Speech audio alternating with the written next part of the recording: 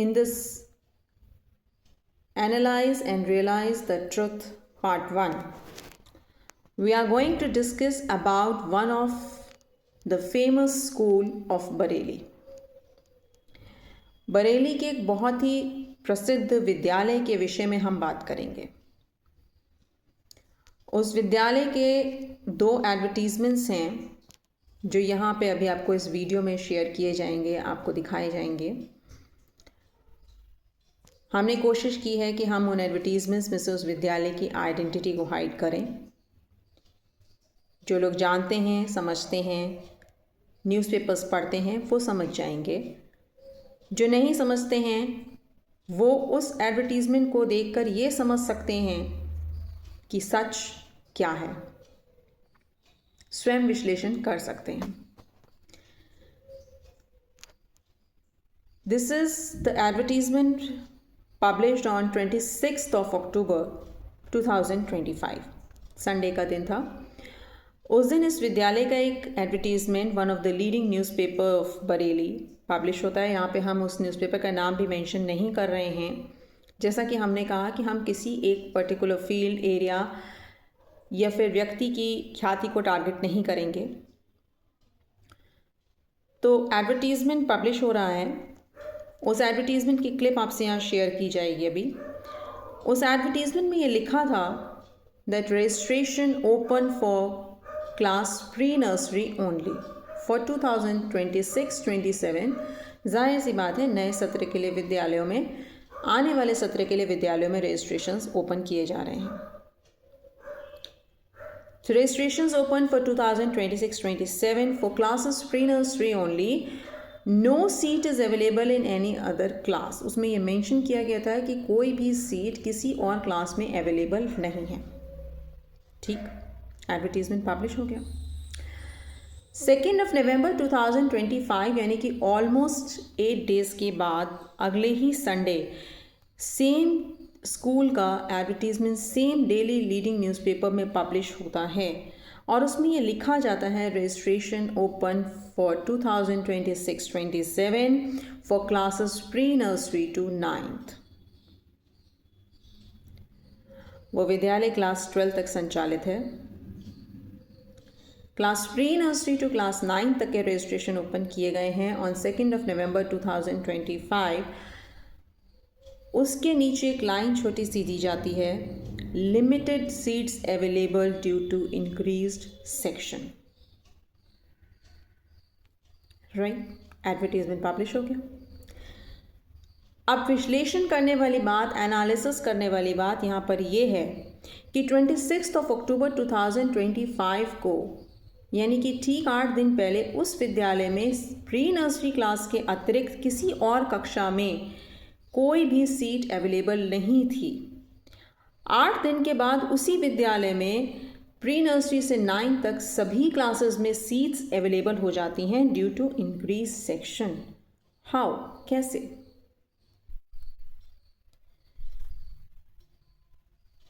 कभी भी हम उदाहरण के लिए समझते हैं कि कोई विद्यालय कक्षा 1 से कक्षा 10 तक संचालित है और वो विद्यालय अपने यहाँ हर एक कक्षा में 2 सेक्शंस मेंटेन करता है। Every class has 2 sections in a particular school. That school runs from class 1 to class 10. This is for example.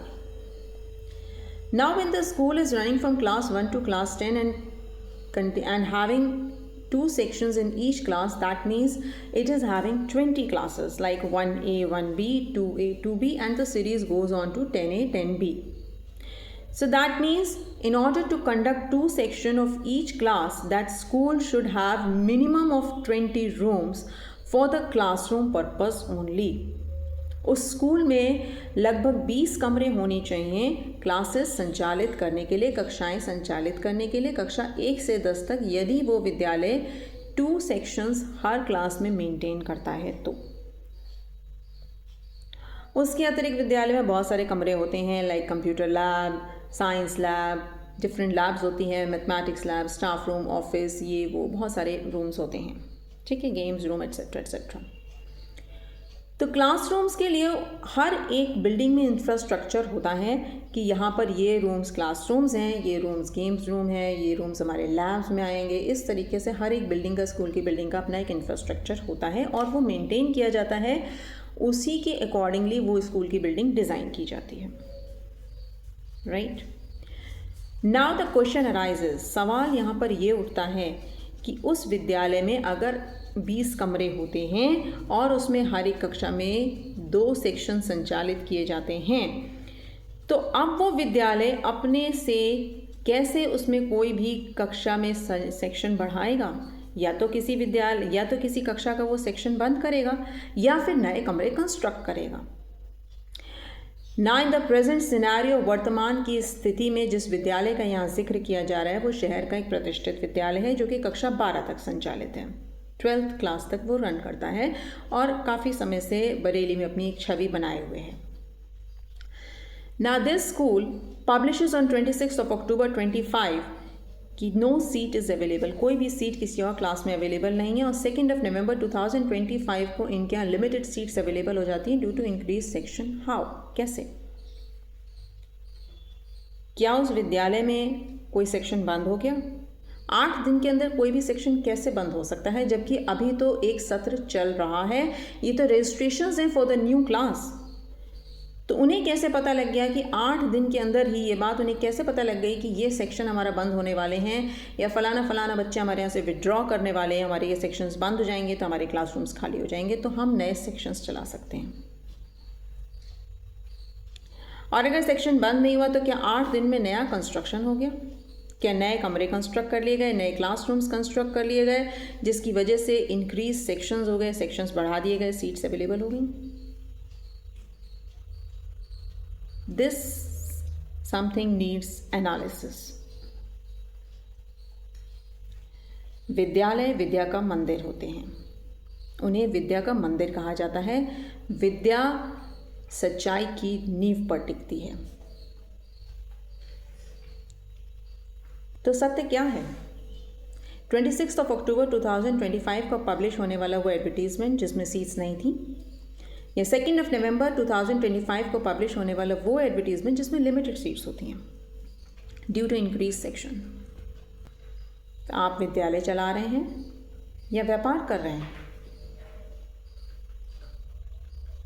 आप विद्या प्रदान कर रहे हैं या साम दाम दंड भेद का फंडा सिखा रहे हैं बच्चों को? ये सोचने वाली बात है। जब 26 अक्टूबर को वो एडवर्टीज़मेंट पब्लिश होता है तो लोगों में एक दौड़ लगती है, अरे वहाँ पे सीट्स नहीं है, नहीं हमें तो भाई अगले सत्र में अपने बच्चे का एडमिशन वहीं कराना था, चलो चलो चलो किसी तरीके से वहाँ पे एडमिशन ले लो। और रिक्वेस्ट लगती हैं, सिफारिशें लगती हैं कि प्लीज़ हमारे बच्चे का कहीं से किसी तरीके से एडजस्ट करके एडमिशन कर लीजिए, रजिस्ट्रेशन कर लीजिए। जब 2 नवंबर को एडवर्टीजमेंट पब्लिश होता है तो ये होता है, अरे लिमिटेड सीट्स हैं भाई, फटाफट से रजिस्ट्रेशन करा लो। हम तो सोच रहे थे पता नहीं आगे करा लेंगे, अभी तो नवंबर है, नहीं फटाफट करा लो, पता लगा कि सीट्स भर जाएंगी। और इस प्रकार से आपने अपने यहाँ एक भीड़ जमा कर ली।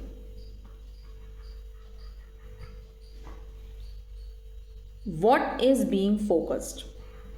फोकस कहाँ पर है? द क्वालिटी ऑफ एजुकेशन और द नंबर ऑफ स्टूडेंट्स? विद्यालय विद्या का मंदिर है या बिजनेस सेंटर?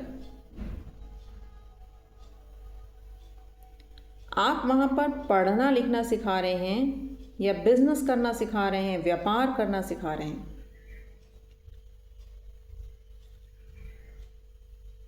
अगर नींव खोखली होगी तो इमारत कैसे बुलंद होगी?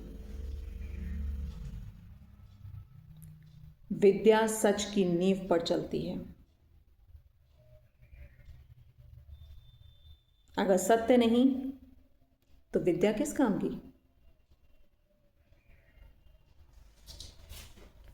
सही और गलत का निर्णय लेने की क्षमता अगर हम अपने बच्चों में विकसित नहीं कर पाए तो ऐसा विद्यालय किस काम का? और ये क्षमता हम तब विकसित कर सकते हैं जब हम स्वयं सत्य की राह पर होंगे, जब हम स्वयं उनके लिए उदाहरण बनकर खड़े होंगे। परंतु अगर हम साम दाम दंड भेद लगाकर सिर्फ अपना मुनाफा देखेंगे, व्यापार करेंगे, अपना ही प्रॉफिट देखेंगे, अपना ही स्वार्थ देखेंगे, तो हम उनसे कैसे उम्मीद करेंगे कि वो निस्वार्थ रूप से देश की सेवा करें, वो निस्वार्थ रूप से समाज की सेवा करें, समाज में कुछ अच्छा करें, नाम कमाएं, निस्वार्थ रूप से रहकर समाज को नई राह दिखाएं, विकसित करें इस राष्ट्र को। So think about it, analyse and realise the truth, and do share your views with us। क्योंकि आपकी विचारधारा भले ही वो हमारे समर्थन में हो या विरोधाभास हो, परंतु वो विचारधारा ही है जो समाज में जागृति लाने में हमारी सहायक होगी।